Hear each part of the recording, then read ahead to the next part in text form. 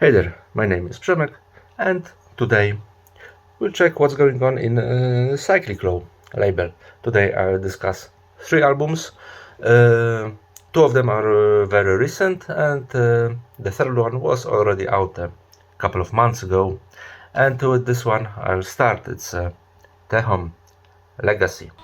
TeHôM comes from Croatia, and the history of the project is quite interesting. For those of you who don't know it, originally it was a duo of Goran Terikaj and Sinisa Okurszczak, and as such they released one album, The Spiritualization of Nature, which, by the way, was distributed by World Serpent. Then Sinisa himself recorded Theriomorphic Spirits, which was released under the patronage of Douglas Pierce himself on his new European recordings label. Sorry, this is probably enough to talk about the cult status of the project. I said Sinisa himself only, but that's not entirely true, because he was supported by Milienko Rajakovic, though Milienko wasn't officially a member of the project. Anyway, Sinisa Okurszczak has passed away in 1997, unfortunately, and Theriomorphic Spirits was released after his death in, I think, in the year 2000. And it would seem that this would be the end of the project, and that's actually how it was for about 14 or 15 years. Because later in 2014 the mentioned Milienko Rajakovic resurrected TeHôM in the form we know today, and today's TeHôM is like a tribute to Sinisa Okurszczak, of which I hope he would be proud. The first album after the revival was Lacrimae Mundi from 2014, and Legacy is probably the third full album with the premiere studio material. Because apart from that we had a few live albums, a few shorter materials, etc. Sorry, my cat is playing with the toy mouse and I can't do anything about it, so you'll have some noise in the background. Anyway, this is how the album looks like. It's a quite nice digipack, the cover, the inside, of course the credits. Compared to this first incarnation of TeHôM, of those albums, the ambient offered by Milienko Rajakovic is slightly different, sounding more contemporary, I would say. I guess that's not surprising. It's more kind of extensive or multi-threaded or multi-layered. From a technical point of view, it's also very 21st century, and this ritual element is still present on this album, but in a maybe cinematic form. The albums from the 90s were rougher, but in a good sense of the word, and more experimental. Lacrimae Mundi, I think, was like a bridge between old and new TeHôM, although in terms of sound closer to modern standards. And Legacy is like kind of a story, because we have some cinematic soundscapes and rhythms, some solemn orchestrations, such as in the first track, Lamentation, which by the way is a certain cover of Arvo Pärt's composition. We have also some ethnic singing, and each track is different from the previous one. Each one introduces something new, and it's like another chapter of a story. We also have a vocal appearance by Rob Biss Fisk from Common Aider King Aider, who reads a poem by Sinisa Okurszczak himself. All this makes Legacy a good listen without getting bored, especially since the album is only 40 minutes long. And to sum up, I know that apart from the technical aspects, Dark ambient is not a genre that puts progress and searching for new creative paths first on the first place, but I can say about Legacy that this is the dark ambient for the year 2024, and despite all this, this old spirit is still present here. You know, as Sinisha Okurczak was watching over the process of creating the album from the afterlife. Yeah, I think I can recommend it to all dark ambient fans out there.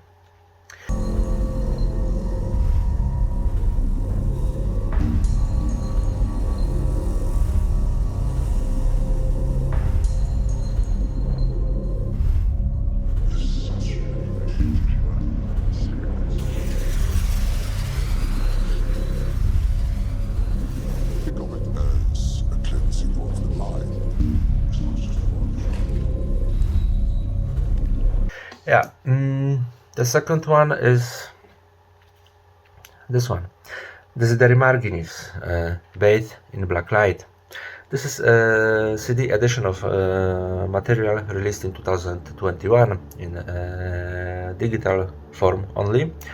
So I knew I heard this title somewhere before, but I didn't have a chance to listen to it when it was released on Bandcamp. But since I have it on CD, well, let's check it out. First of all, the cover, probably the most unattractive cover in the history of Desiderii Marginis. These are probably some rocks maybe, and I see some patterns on these rocks, but I don't know if they are some ancient carvings or it's natural work of ages. But in general, it doesn't look too encouraging to check the album, but at least this name here should guarantee a high level of a musical content. By the way, my favorite Desiderii Marginis cover is probably that which is tragic and timeless, and this processed picture of Charles Bridge in Prague. You know, nice bridge, nice picture, and I like pretty pictures. According to the release note, this album is a haunting ode to the night, to the darkness that is not blindness, to the intense tranquility and boundless inner wilderness of the void. Watch the sparkles glisten in the night, bathe in black light, for there is no light without darkness. As for the music, on Serenity Rage, the previous Desiderii Marginis album, we saw a slight departure from the dark ambient Johan Levin has offered us on his last few albums. You can find my review in the channel, but in short, the vibe of old cold meat industry was strongly felt on Serenity Rage. There were references to Death Industrial, and paradoxically, this return to the past introduced some fresh spirit into this Desiderian realm. Bathe in Black Light, on the other hand, is like a return to a familiar path, because for me, this album sounds like a direct continuation of Departed, the album that was released before Serenity Rage, as if around more or less the same period of time Johan Levin composed like 20 tracks, give or take, and included some of them on Departed and some of them on Bathe in Black Light. You could listen to shuffled tracks from both albums and don't notice the difference, as the whole thing would sound like one long record. I mean, there is a slight difference in sound, but composition wise I see a lot of similarities. And I listen to this Bathe in Black Light and I'm wondering if it's a good thing or bad thing. I always say that dark ambient is a rather conservative type of music that doesn't necessarily care about progress. Yeah, I said that before while discussing TeHôM. Don't care about discovering new unexplored territories, at least from a creative point of view, not a conceptual point of view. But on the other hand, should we really expect from such aces like Desiderii Marginis to go beyond the comfort zone more often? Also, what could be done to make this music more original, but staying within dark ambient frames? Because none of us would probably want Johann Levin, at least under this name, Desiderii Marginis, to completely change the character of his music. Me, I don't know. This is the dark ambient paradox. I don't know what could be done to to make dark ambient more original.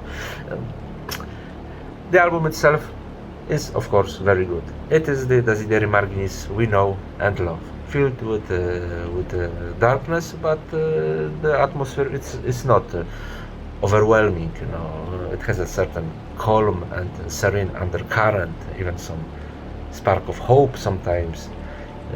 Some good melodies, sometimes a delicate sacral element, great compositions, maybe not as memorable as those from the first albums, like Songs Over Ruins or Deadbeat, but this is a signum temporis, with such a flood of new dark ambient music. There's no time to devote so many listens to one album to learn single compositions by heart. At least that's how I feel. Today I treat albums as a whole and rarely remember individual tracks for long, or by heart. In the last, say, 10 years, I think that happened only once with a couple of tracks from Sigint, the album by False Mirror. I get floundered in this reasoning, but the fact remains, it's still a piece of tasty and juicy atmospheric dark ambient when you can hear where you can hear that it was created by an old-timer, not a rookie. Most fans of this music probably don't expect the wheel to be reinvented anyway, so my speculations are probably a bit pointless. If you love Desiderii Marginis and you liked especially the Departed album, take it, buy it, don't hesitate. Desiderii Marginis, Bathe in Black Light, again, I recommend it.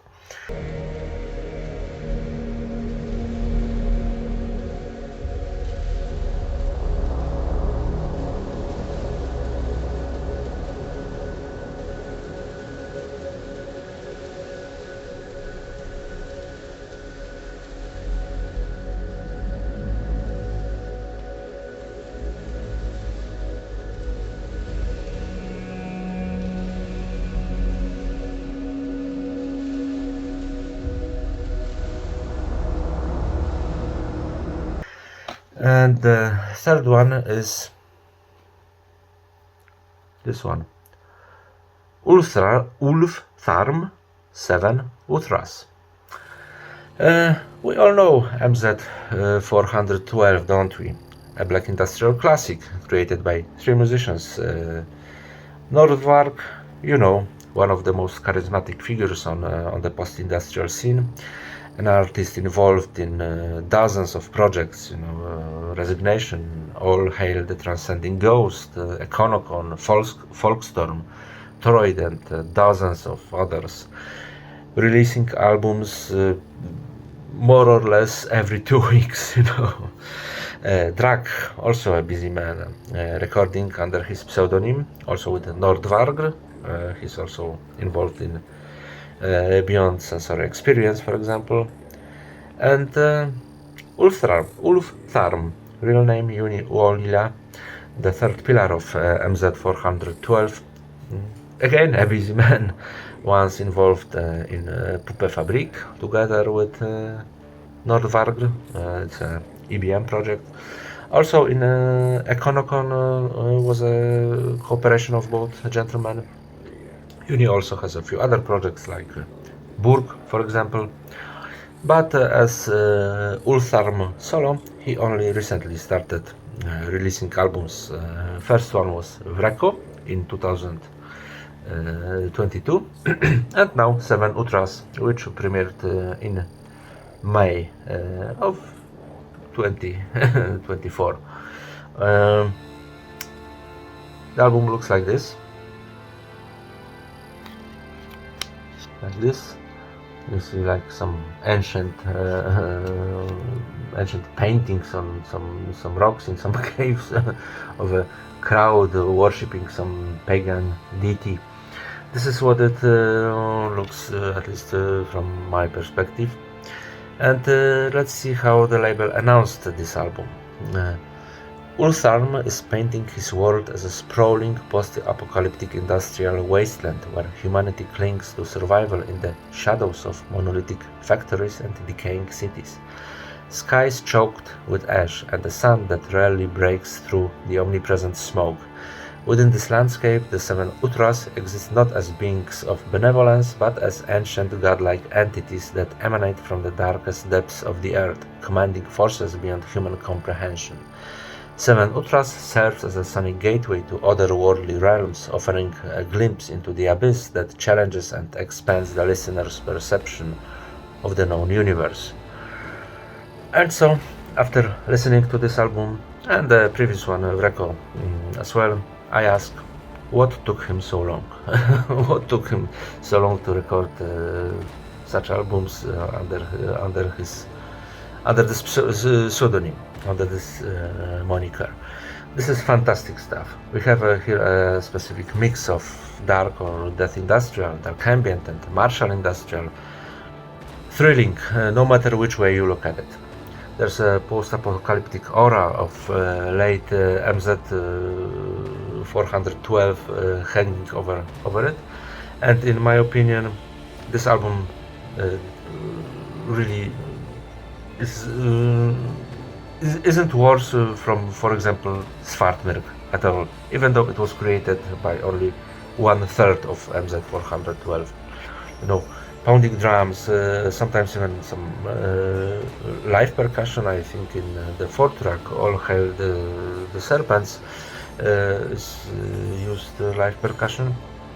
Some ghastly orchestrations, industrial grinds, melodic acclamations reminiscent of those that appear on MZ 412 albums, but also a lot of great melodies, skillful changes of dynamics, which makes that you won't feel bored here at all. There is a bit of pathos here, but for example in the last one, the beginning and the end, but it's this kind of pathos in a form that is tolerable and even advisable on such an album. This is the end of the world turned into sounds. Everything is collapsing, large armies are attacking each other, propagandists are shouting their brainwashing messages in all medias. There's no hope for de-escalation. Everything is heading towards an inevitable destruction. But how pleasant such a destruction is to the ears of post-industrial music fan.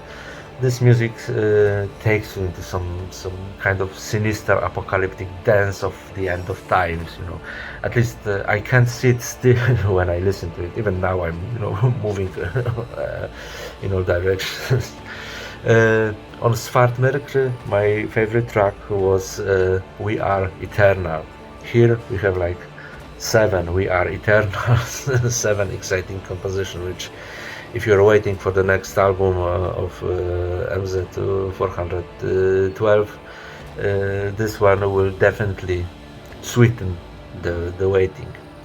I refer to the MZ in this review pretty often, but there are elements here that indicate the individual character of this album.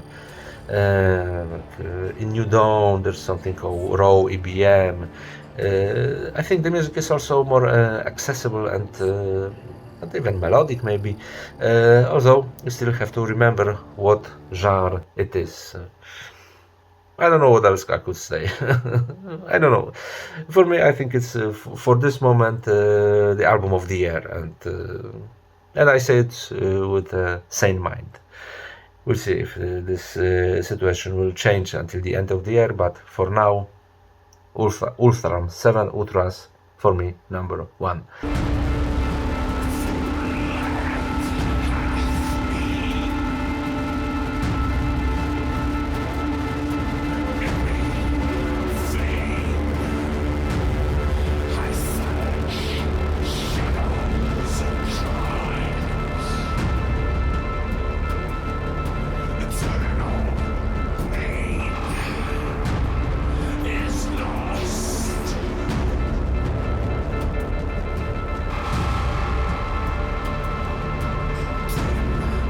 Okay, thanks for watching and see you soon.